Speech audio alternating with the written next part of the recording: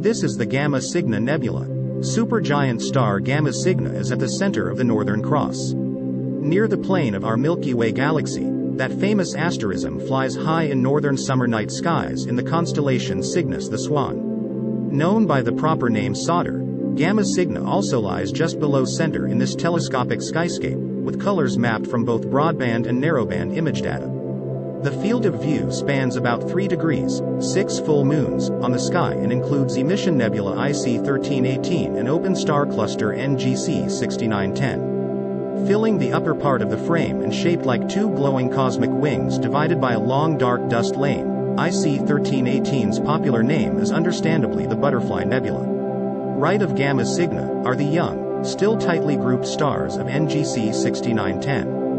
The distance to Gamma Cygni is around 560 parsecs or 1,800 light-years. Estimates for IC 1318 and NGC 6910 range from 2,000 to 5,000 light-years. For daily video updates, subscribe to Only Facts.